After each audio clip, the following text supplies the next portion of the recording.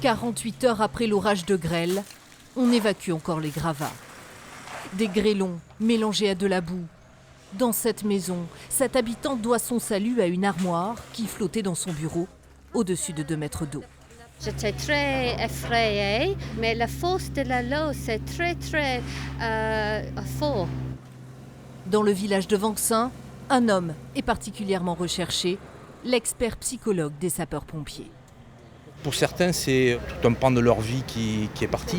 Des gens qui ont perdu des souvenirs personnels et puis la peur aussi, puisqu'il y a des gens qui décrivent très bien. Pour eux, c'était comme une mitrailleuse qui leur tirait dessus. Pour beaucoup, c'est la course aux matériaux de première nécessité.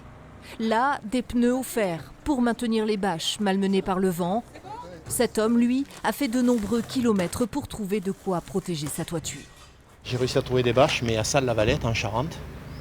Et puis voilà, puis ici les pompiers, comme ça, ils vont pouvoir continuer à travailler un peu, quoi. Des pompiers surchargés par la tâche à accomplir. OPC Sécurité installé à Ribérac, on évalue l'étendue des dégâts. 1500 maisons impactées et également la commune de Vanxin où on a la quasi-totalité du village qui est impacté. Toutes les maisons ont été touchées et fortement touchées. Protéger les toits avant tout. Mais comment faire quand les couvreurs sont aussi débordés? Là, j'en ai 12 actuellement tout de suite, en sachant que j'ai le téléphone qui n'arrête pas de sonner.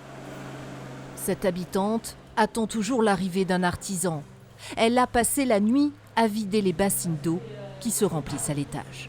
On attend de ces nouvelles, espérant qu'ils viennent assez vite. Et puis, il y a la solidarité des communes environnantes.